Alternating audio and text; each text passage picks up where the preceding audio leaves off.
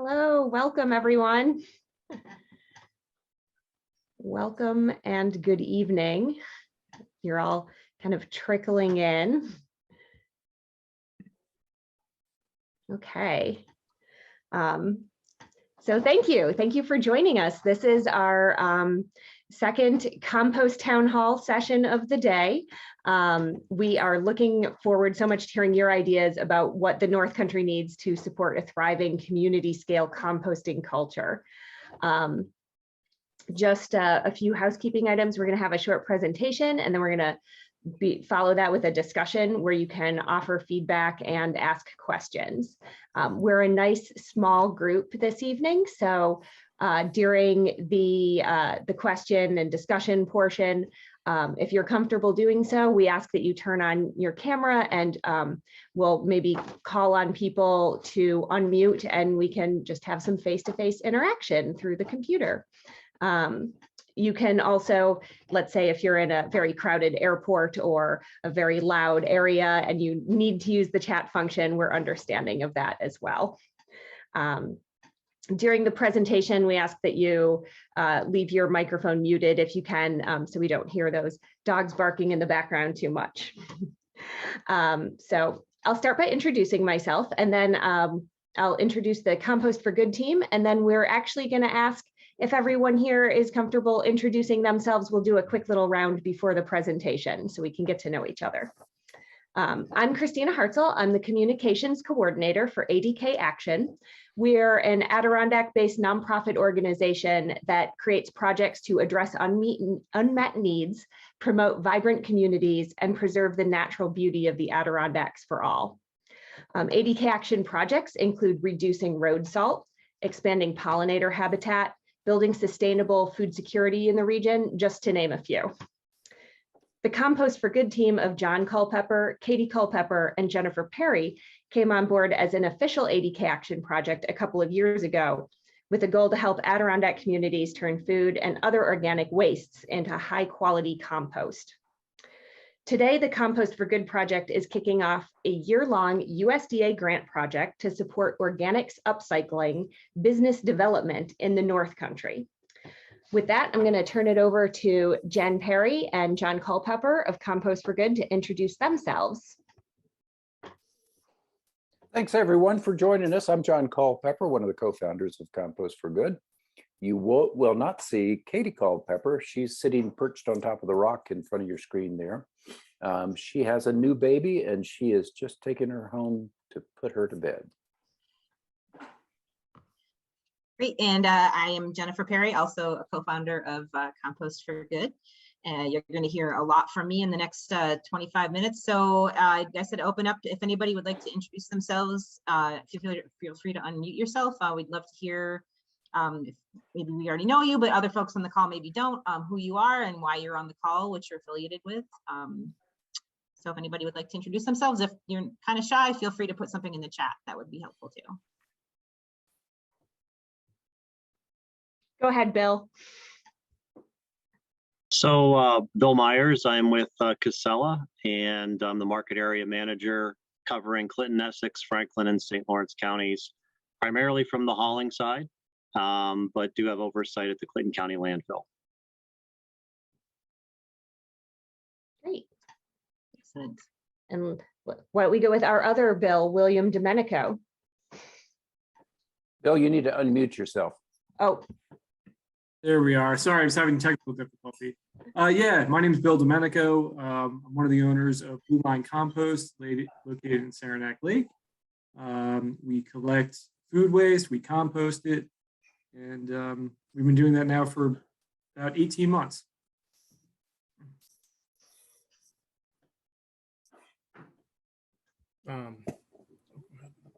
Whoever wants to go next. I'm Jossie. I just recently moved back to Peru, New York, after a bit of time away. But I was recently this summer in Vermont and partaking in a vermicomposting business called Black Dirt Farm. And I've been composting since I was a kid. My parents have taught me how to do that. but with the way of the world right now, I almost feel like it's my calling to bring a composting service to my local community. And yeah, I'm here to learn how to bring that to fruition. Welcome. So I'm Sean. I actually work with Bill at Casella. I help manage the Clinton County Solid Waste and Recycling Program, which includes the landfill in Clinton County. We also have transfer stations up that way, and at the Clinton County landfill, a small yard waste and brush pile. So that's my background. Great. Thank you. I'm Connie Perry, and not related to Jennifer, but but sorry, I can't get my photo to work, or the video, so you're stuck with the picture. But I live down in Inlet and have been a part of the Inlet Community Task Force, and we're also aligned with the Climate Smart Communities thing, and we've done a gardening project over the last year and a half or so, and so we're very interested in composting, both for the garden, the community garden, and as a bigger thing. Working with Jeremiah Best, if anybody knows Jeremiah. Sure. Yeah, okay, so he said he's got some stuff going on, and so I just like to kind of catch up with what all is out there, and I'm sure we'll be having some meetings soon to discuss what direction we want to go in. Love to see a more community-based thing as opposed to just doing something for the garden. Thank you, Connie. Welcome.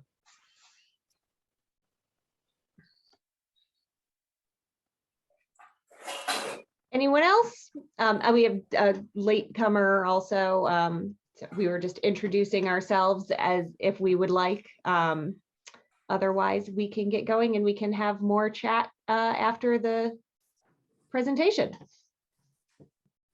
Excellent. So last chance if anyone else wants to introduce themselves. Otherwise, I'm going to dive in. Perfect. Okay, great.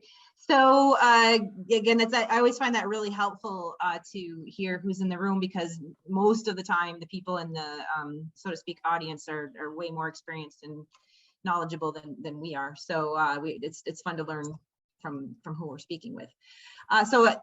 John gave a little bit of an overview of Compost for Good. I'm going to talk a little bit more about who we are and what we do and how we do it in the next several slides. But this is the three of us, and John's way of introducing us quite simply and quite honestly is that we are three people who are very passionate about composting. So, and we're very, very fortunate to be partnering with AdkAction as one of their projects. It's a complete honor to be in the presence of all the other amazing, impactful projects that they have going on. So Compost for Good is, like we said, it's a project.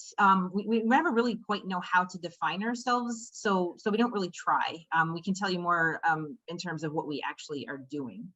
Our goal is to spark a revolution in community scale composting in northern New York State and beyond, or as John Culpepper says, world domination, which we're not quite there yet, but we're getting there. So we typically offer technical assistance, education, and advocacy for basically any organization, institution, resident, business who is interested in community scale composting. I'd say probably the vast majority of what we do involves John being engaged with folks who reach out to us on a daily basis, asking questions, where John will engage with emails. We frequently will host site visits, tours. We will go to farms, go to other facilities to do consultations, etc. One of the focuses of what we've done and pretty much how we started is, and I'll explain this in a few minutes when we get into the history, is that we, through John's work at North Country School Camp Treetops, have designed a in-vessel drum composter, which we will speak more about shortly. You may have heard about it. You may have affiliate Compost for Good with that drum composter, and it certainly is a big part of what we do, but it is not the only thing that we do. We are dabbling a bit in advocacy because there are some pretty interesting pieces of legislation that are out there that are that hopefully will help promote and facilitate composting in the future. And just for terminology's sake too, we use the word composting, but we also use the word organics upcycling or organics recycling. So those things all in our minds are pretty similar. John is extremely passionate and very involved in human urine composting, which he will, anybody that wants to talk about it, he'd be happily speak with you about human urine composting and all of the potential that lies there. He's doing some incredible research and some trials. Slaughterhouse offal, which is offal being the body parts left over from slaughterhouses. And the one that always gets eyebrows raised is the composting of human remains, which has to be enabled legislatively, which it has been in Washington State and Colorado, and there is legislation pending in New York State at this point in time. So, excuse me, more on that also in a little bit. And the last thing that we do, not so frequently, but it's starting to become more of what we do, is paid consultation. We really are not in this to make money, but we have been finding requests to travel quite a distance and to offer a pretty high degree of technical assistance that goes beyond the grants that we have. So we do have options for paid consultation as well. This is a timeline into, there's going to be a few slides here that have a lot of words on it that I will not be reading all of the words because these slides are going out to be available, so folks I'm sure can read. But I do want to highlight that this whole process really started in about 2015 when John at North Country School Camp Treetop said, I have an idea. And his idea was this affordable, locally built drum composter that NYSERDA, we were able to get funding from NYSERDA through the North Country Association, INCA, to fund one drum composter, and it did so well that NYSERDA said, well, here's some more money to do 3 additional units. And so we now have 4 of these composters operating in the North Country. It's very exciting. And from there, we've established, we had so much interest, so many people contacting us saying, hey, you know, we want to find out more about community composting, that we, at that point, formed Compost for Good and partnered with AdkAction. And from there, we're able to get some grants to continue doing what we had been doing for a few years for free. So that brings us to this most recent grant, which is a USDA Rural Business Development Grant. And so a lot of us probably on the call are familiar with composting. We probably all have our reasons for why we understand composting or organics recycling is important. But it's a growing body of evidence in terms of the real true breadth and depth of what composting organics can actually do for communities in general. There's a broad range of benefits, and we're learning about them increasingly every day. And I'll let John, I'll have you chime in a bit here, because this is one thing that John is incredible at. So if you would like to speak a bit to the benefits of composting, would love to hear a bit more about that. Sure. I just want to highlight bullet point number 2, more and more data coming out about soil's ability to actually sequester carbon out of the atmosphere and sequester that carbon for, in some cases, under the right conditions, for hundreds of years. So when we think about our carbon sinks on planet Earth, the world's oceans is the #1 largest carbon sink. But it turns out that soils are the #2 carbon sink. So there is an enormous capacity to hold carbon, pull carbon out of the atmosphere in soils that are managed for that purpose. And compost has a lot to do with that. Great, and like I said, the science on that is evolving on a regular basis, and it's very exciting. So to the point of the part of why we're hosting this opportunity, we have received a grant from the USDA, as I mentioned, and we were very fortunate to have been awarded the 2nd highest graded proposal in New York State, which we're pretty excited about. And just to be clear, the target counties for this grant are Clinton, Essex, Franklin, and St. Lawrence counties. However, that's just the focus of the grant. We certainly will work with anyone who contacts us. In fact, we are dealing with folks in Belize, Mexico, Guatemala. John, you mentioned earlier, I didn't know about even California. The Netherlands, yeah. Yeah, this is something that has definitely gotten interest from around the world, and it's really very exciting. But our focus will be those 4 counties. But someone in the earlier presentation asked, she was not in those 4 counties, but was curious if any of the materials developed will be available, and they absolutely will be. We are all about open source. That we just want more people composting. So I wanted to point out that our vision too for business development are the diverse, distributed, and community scale. That is something that whatever it is that we're doing, that's what we always come back to. We are very interested in partnerships and folks being supportive of each other. And we're finding that sort of evolving organically on its own as people learn about each other and communicate with each other. And we certainly, there's a lot of talk this afternoon about how we can really build that peer-to-peer network in the North Country. So that's a very important outcome of this project for us. John, anything to chime in on? No, not for the, oh yeah, sure.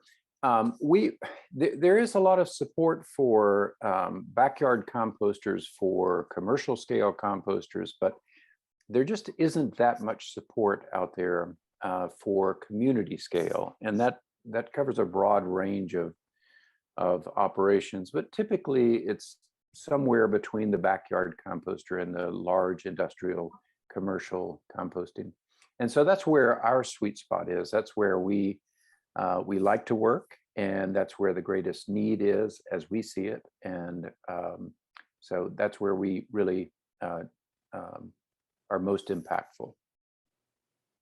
Perfect, excellent. So I did want to point out the first sentence in the narrative here on the slide is that we did design this project to launch in coordination with the New York State Food Donation and Food Scraps Recycling Law, which some of us on the call are familiar with, that will start in 2022. So we do recognize and believe that the launch of this law will pose tremendous amounts of untapped opportunity for business development in the North Country. And I also just want to share my own personal philosophy on business. I feel like when I think of businesses, okay, yes, we have to make money, but my personal philosophy is, if we start with the question of what is it that my community needs, and then we build from there, that we'll have a better, more successful business. So I just wanted to share that perspective. So when we were drafting our proposal, we were spending a lot of time trying to think about what types of business opportunities there were out there, that some of them have been tapped, some of them have not been tapped, some of them have challenges that need to be overcome, and we're committed to helping overcome some of those challenges. So here's a list of what we came up with. We would love to hear from you, whether through the survey that we're going to be sending at the end of this presentation, or as we get into our discussion, if there's something we are missing. One of the more interesting aspects that I wasn't really thinking about was the software developers. We have a relationship with an individual who is getting awards all over the place for some tracking software that he has developed. So that's one element of a business opportunity that I hadn't really thought about. So there might be something that you all have heard about that we'd certainly love to hear more about. So pretty specifically what we'll be offering I'm actually going to jump to this next slide because this is a little more specific. We will be continuing with our technical assistance. So this is if you are a business that you have some questions, you would like to learn more, you'd like to connect with somebody else, you'd like to have us come to a site visit. We envision a pretty hefty involvement with regional farmers, many of whom have expressed very strong interest in starting or improving on their current composting programs. We will be drafting and writing case studies and best practices. So we maybe would be highlighting some businesses in the area or even out of the area who have been successful in that process would be pulling out some challenges that we can certainly be working on. We will be developing business plan templates. So if somebody wants to start a business, one of the first things they do is a business plan, so we can help out with that. And back to this in-vessel composter part, and this is, I think, perhaps one of the more exciting elements of this project, is that we were able to get funding to select somebody, a regional manufacturer, to build a drum composter. It will be fully paid for, which is, again, really exciting. However, whoever we do select to do this will be, they will be required to have folks in there with a camera if people wanted to come tour it. The whole point of this manufacturing process is to encourage and educate others who might want to also build one. The point isn't to have an in-vessel composter that then goes someplace. The point is to teach others and inspire others who might want to also build them. They might also want to build other composting equipment. Maybe there's a certain kind of a windrow turner that's specialized for the North Country. So we really want to spur manufacturing around composting and as needs evolve.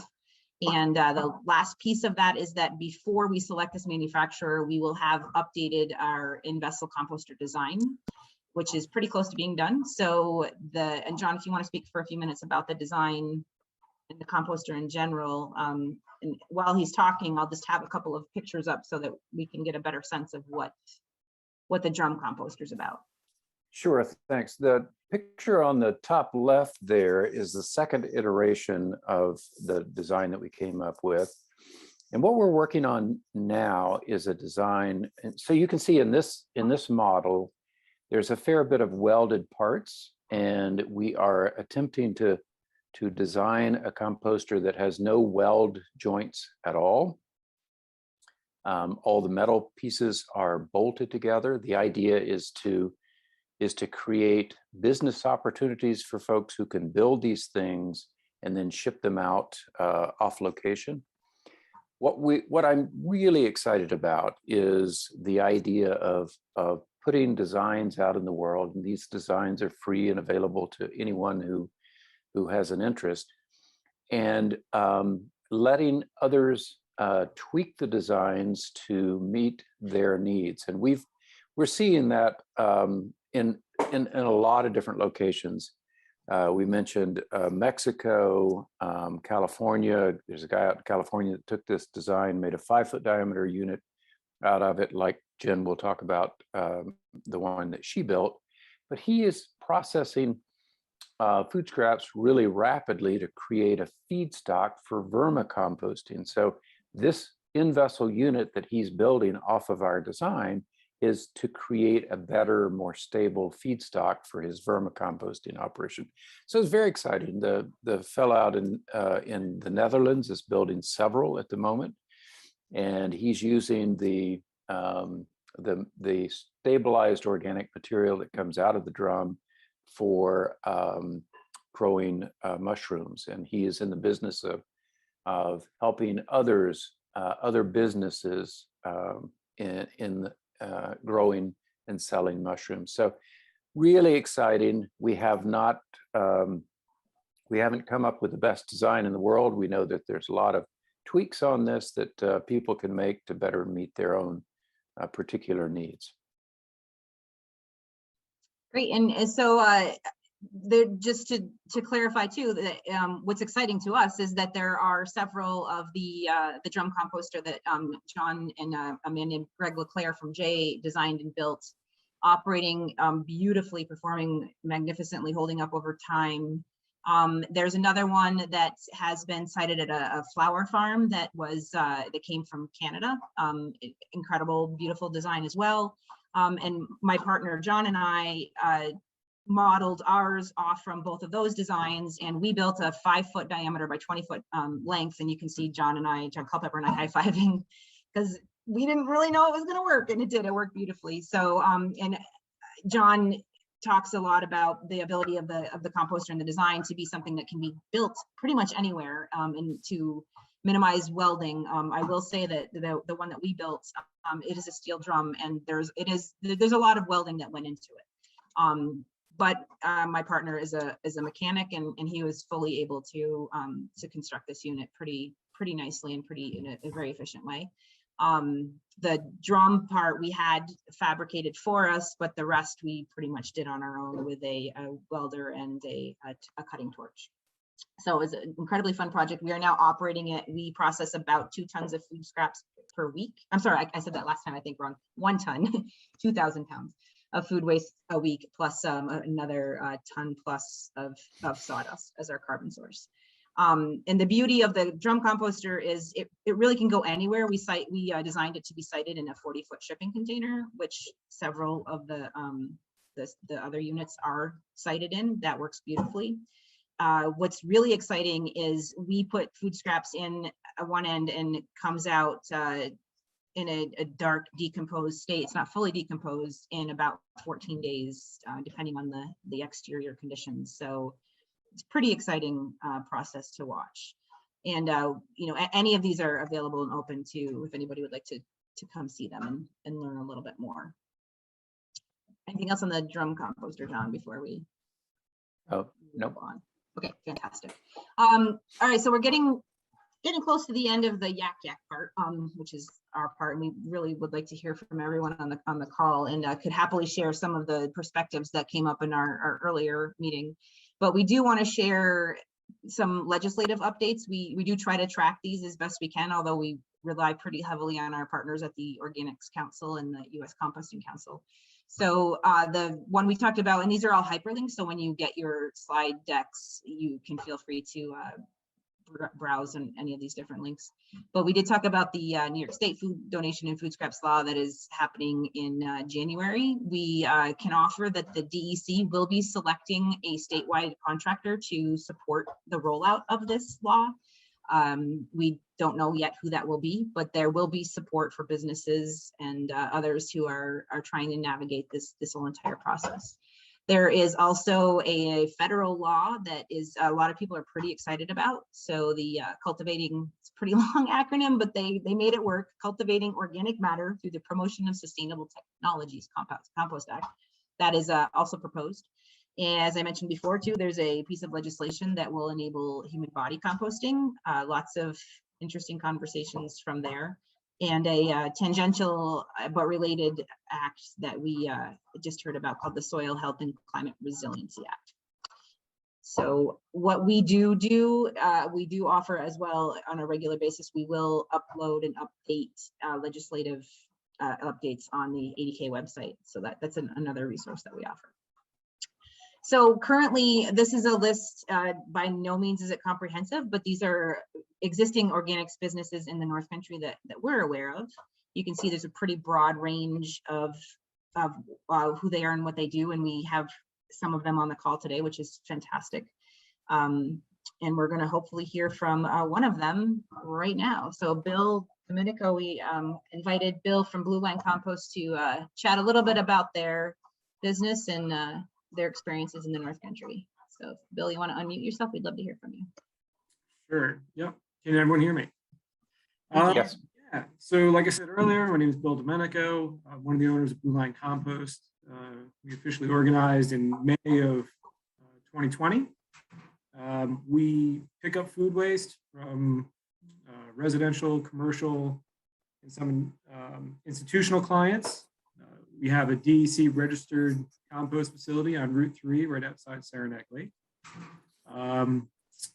I would say going into this, my business partner and I thought we had a pretty dialed in plan for how we would, facilitate the pickups, do the hauling, make the compost. And I will say that since we live in a rural environment, rural area, we're constantly changing how we do things. And for anyone that's looking to get into this business, I would just say, be flexible and be willing to evolve, especially since this industry is so new.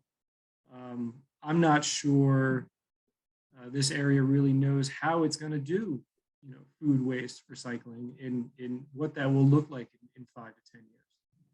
So we're excited to be part of it. We're excited to help bring it to the North Country, and I'm pleased to report that we're growing month by month, and the communities here seem to want this available to them.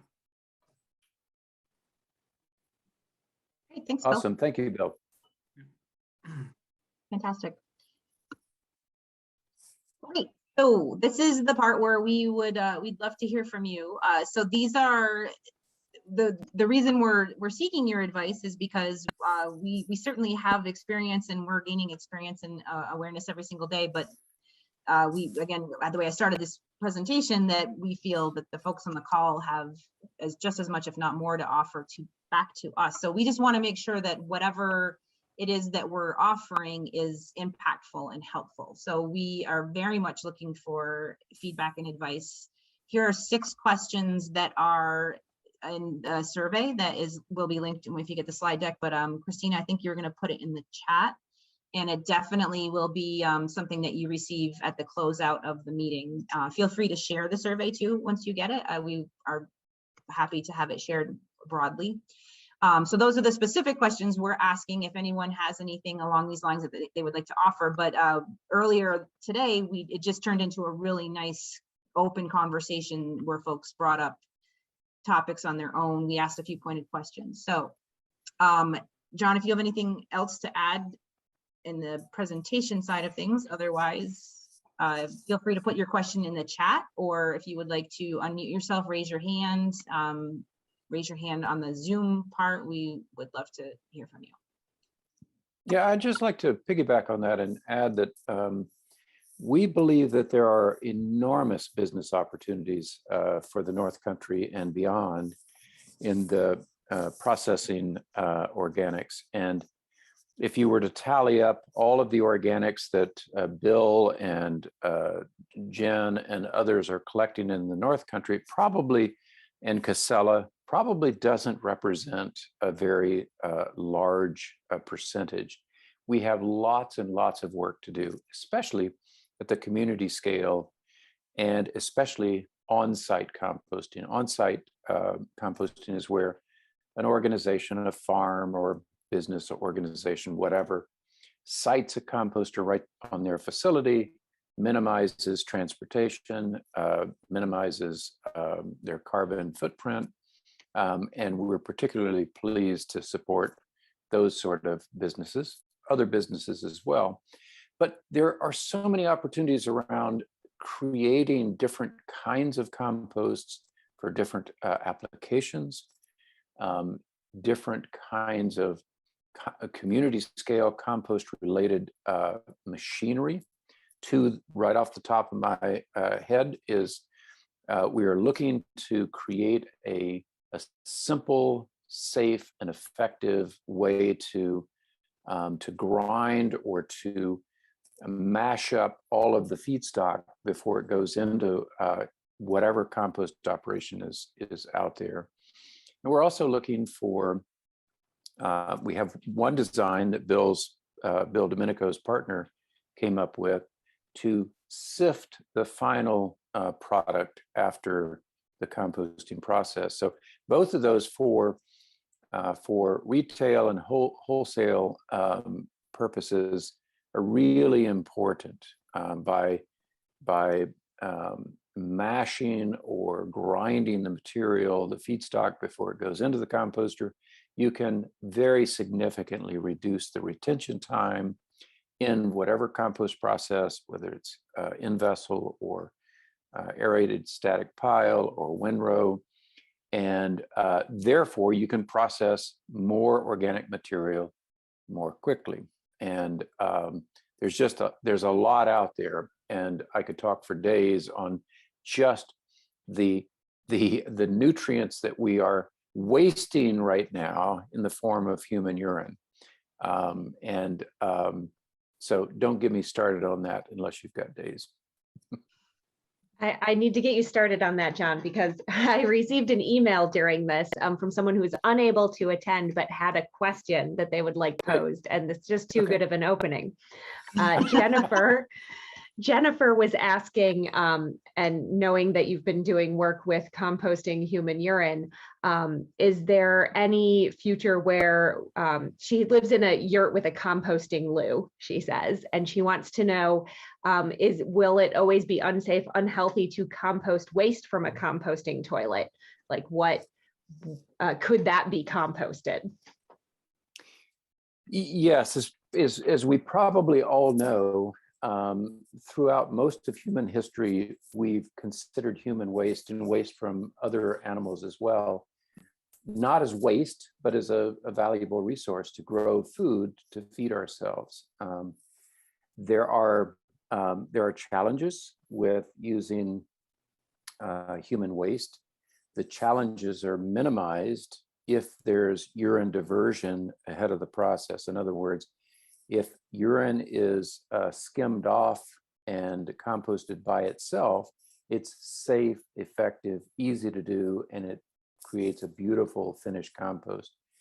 Ultimately, we need to get, as a society, I believe, all over the world, past the point of thinking that our waste and other wastes need to go buried somewhere or treated in some expensive wastewater treatment facility. While wastewater treatment facilities are one of the greatest inventions of modern society, they are expensive, they're wasteful, and they don't break down pharmaceuticals, which is an important part of this.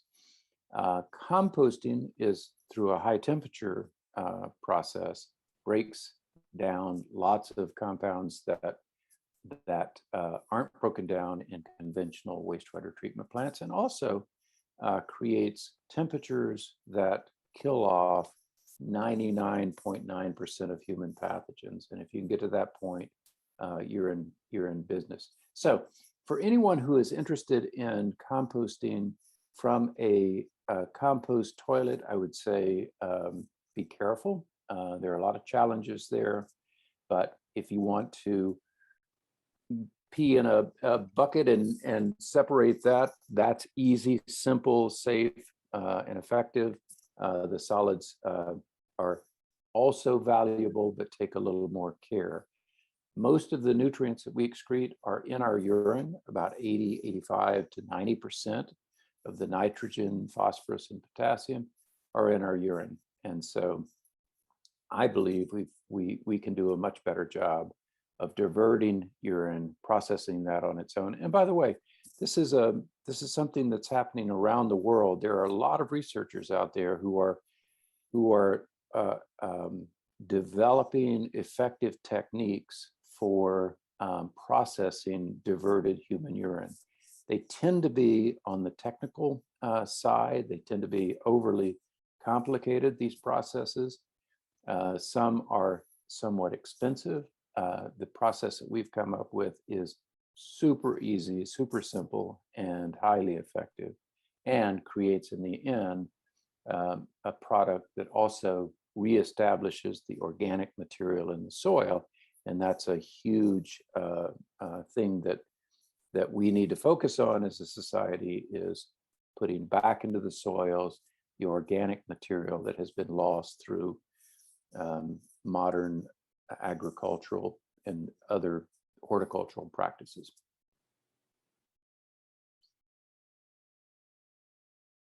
Excellent. So I hope that helps. I think it does.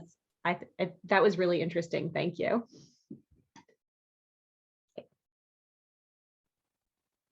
Christina, were there any questions in the chat? Nope. Okay, great, thanks. So maybe but I did throw a link. I did throw a link to the survey in there just in case anyone is looking for it. We will also email it out afterwards. Oh, perfect. Sorry, go ahead, John. Would it be okay to minimize or to stop screen sharing so that we can see everyone's faces, and then we can have a conversation like we're in a room together? Awesome. Thank you. So this is meant to be an open forum. You can ask. There are absolutely no questions that are dumb questions. Some of us in the small room here have been in this business for a long time. Others maybe not. And so feel free to engage. So one question I have for you all, if anybody would be willing to respond one way or another. We had the great fortune of having the DEC at our previous presentation, and I had a nice exchange with her, Christine, after, and she was, based on some feedback that we got from a couple of participants, including one farmer, was thinking that they could offer, that the DEC could offer some trainings in the area. She was specifically talking about for farmers, but the concept of there being trainings in general, certifications, etc. Is there anybody in the call that thinks that they would be interested in something like that? Would that be a helpful thing? Awesome. What's the nature of the training? Is it actually like how to compost, composting 101, or no?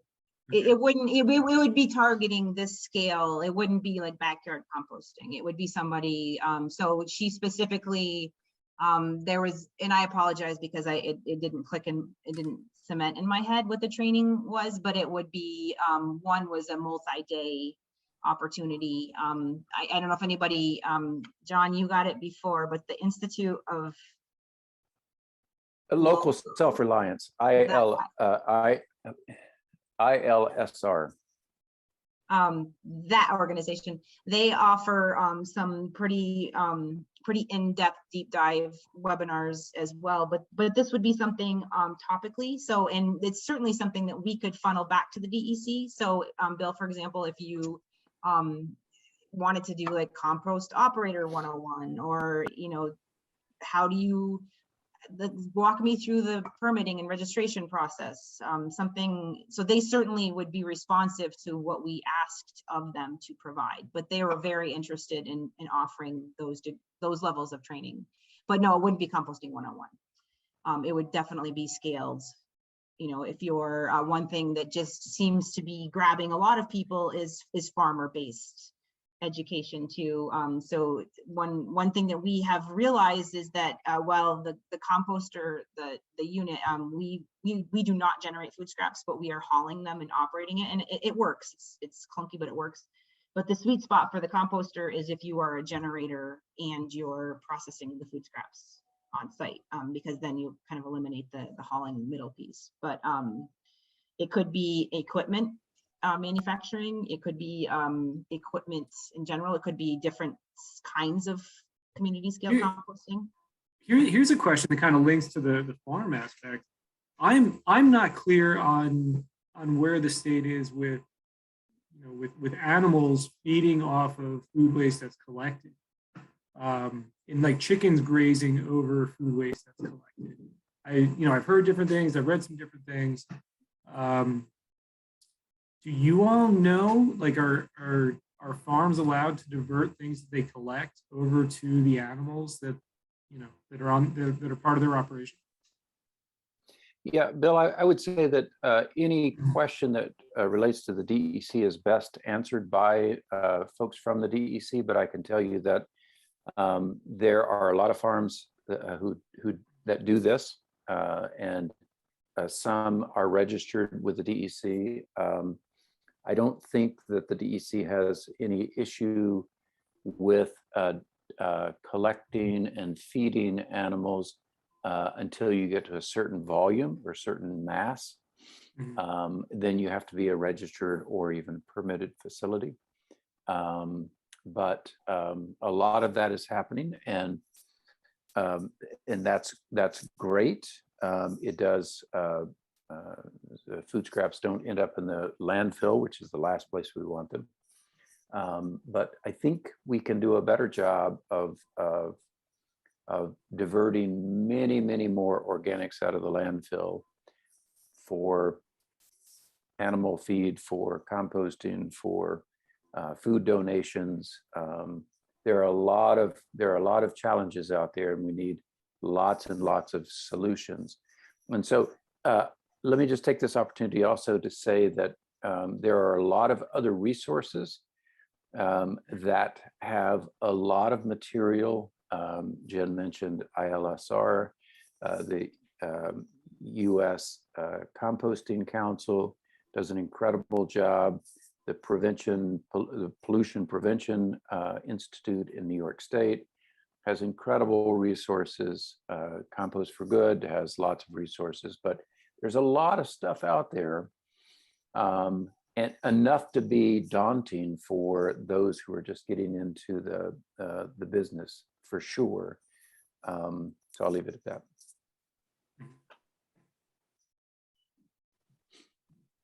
Great. And I apologize. I have a friend named JC, and so your name is JC in my mind, but can you remind me of how to say your name? I was going to ask you a question. It's Jossie. Jossie. Okay, excellent. You had raised your hand. Is there a kind of training or certification that you think that you would seek, or that would help you, or are you able to answer that? I think I have just an overwhelming amount of questions, and I actually honestly don't even know what direction I think I should be heading. But I'm just curious how I can go about starting a compost business, whether that's me certifying an LLC business for myself, whether I create a branch of like local government that will help fund a composting project, or whether I start partnering with local farms that have like space to start conducting a project like this. But yeah, I'm looking to get training and also find job opportunities where I can earn a living teaching people and providing a composting service at a community scale in my community. So I feel very just new to all of this as far as starting something for myself in a career path like this. So really any kind of training I'm open to. Yeah. That's great. A lot of people are in your place, Jossie. A lot of people are really interested, but just can't figure out how to go from step A to step B to step C. We got people in the room here. I just don't have like, the financial means to do so. Yes. And so one of the things that we're doing at Compost for Good is we are actively seeking out funding opportunities for both our little organization and for others. There is a grant, a non-competitive grant right now through the New York State Pollution Prevention Institute that will fund up to 44% of the total build-out cost of any compost operation. And we have Jen has taken advantage of that. Linda at Little Farmhouse Flowers recently acquired a composter through that grant. Nice. And we've worked with others to help them be aware of that grant. But Jossie, feel free to reach out. I think our contact information is at the end, and we would be more than happy to set up a phone chat with you. But there are others in the room who could help as well, perhaps. Awesome. I feel very supported just by being on this call. Awesome. Great. Yeah, and part of what we hope to, we feel like we've already contributed to it, but we hope to nurture and kind of blow oxygen onto the embers of a composting community, where there's a lot of exchange and folks automatically know who others are, and we know you've got what you have, and maybe you can go work for somebody for a little bit to gain experience, or maybe exactly what you just said, that we just heard from the village of Canton earlier, and they have a campus or a municipal sustainability committee, and they have food scrap donation recycling pickup places in the village. So there's what we really hope to continue to do is just weave threads and connect people. We also talked a lot earlier about peer-to-peer relationships, and again, one farmer who is a little bit overwhelmed by the DEC process And I was sharing, you know, Bill, I didn't use your name, but that having conversations with Bill and Carter, who we call Bill Carter, affectionately, that just talking to them about what they went through was really, really helpful. So we're hoping to continue to nurture that kind of an environment up here where we're all helping each other out to the best of our ability. Jonathan from White Rainbow Farm was on earlier, and they aren't going to be able to compost. So he's like, hey, I got a guy with brewery mash. Do you want it? And I was like, yeah, I want it. So, you know, I'm getting 1,000 pounds of brewery mash a week. So, and yeah, they're definitely which is good eating for a in-vessel composter. Oh yeah. They like that stuff. She likes it a lot.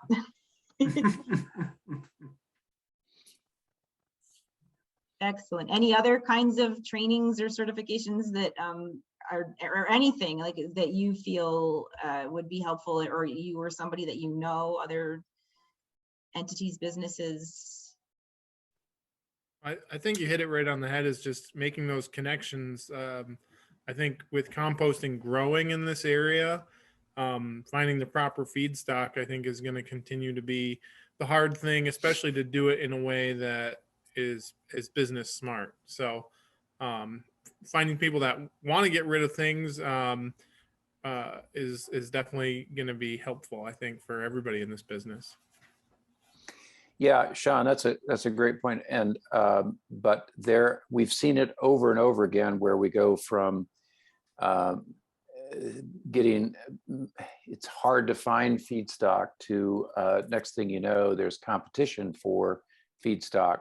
There's a lot of anaerobic digesters that are coming online that are consuming lots of organics. This is really good stuff, making biogas, generating electricity, clean, green electricity from this. There's a lot of big commercial operations. Casella is one, and we celebrate them and support them.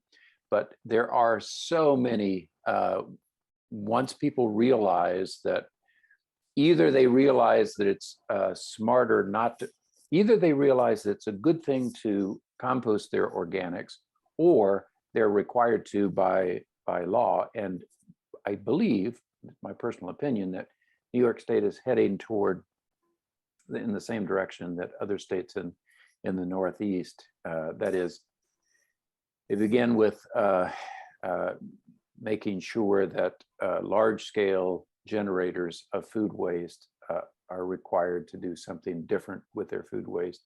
And then it will go to intermediate level generators. And I believe we'll get down to the residential scale, just like Vermont did.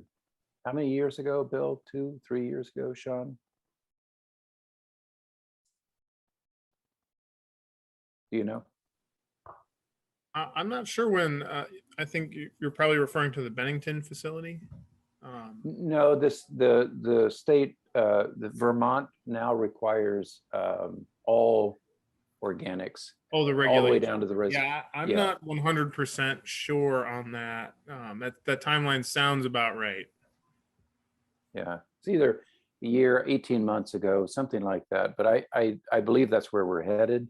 It may take New York State a while to get there, but each time new regulation comes down that liberates a lot more feedstock, creating more opportunities for growth in this sector. And so we're really pretty excited about that. Now, how much of what you do is focused on businesses in this category, and how much is it communities or smaller entities, like the town of Inlet? The grant is, we're just always trying to find somebody who'll pay us to do what we love to do, and we're doing anyway. The grant is a business development grant, but by no means is that what we do. I'd say it's probably a minority of what we do. We definitely we would be more than happy to work with the town of Inlet. We believe that there's a huge amount of opportunity with municipalities, especially when y'all have access to grants like the Climate Smart Communities grants and other types of grants. There's a lot of we're kind of going down the path of water quality too, and the impacts that increased rates of composting can have on water quality. And John just shared a list of communities who got water quality grants that we feel this would be a fit with that as well. So yeah, we'd be thrilled to work with you. Thank you. So great. Well, I'm going to share back feel free if there's any other questions or feedback for us, but I am going to share the final contact slide so that you know how to reach us. And there's a list of we spoke about before, the general types of things that we offer, but if you have anything related to community scale composting, reach out, and if we can't help you, we certainly will know somebody that can help you. So but if are there any other questions, comments, feedback? John, if there's anything you wanted to add? No, just thank you to all of you for taking time this late in the day to sit with us for an hour. We really appreciate that, and we'd love to stay in contact with you. John and Jen, just thank you so much for sharing your time. It's always just such a joy and a pleasure to sit here and watch you mentor people through every size composting and all composting questions. And you always kind of just have an answer and are connecting people. And I really appreciate all that you are doing for the community, I wanted to say. Yeah. Thank you, Christina. Thanks. That means a lot. Yes, thank you for all of your enthusiasm and knowledge that you share around composting. Oh, you're welcome. You're welcome. It's exciting. Great. Well, please fill out the survey if you can. It's not long, and feel free to share it widely so we can do the best we can to meet people's needs specifically. So. And we'll be sending out a copy of the slides and a copy of the recordings of both sessions and a copy of the survey again, probably tomorrow. So just in case you missed any links. Excellent. Great. Everyone have an excellent evening. Yeah, sorry. Thank you, everyone. Take care. Good night now. Yeah. Bye. Good night. Thank you. I know.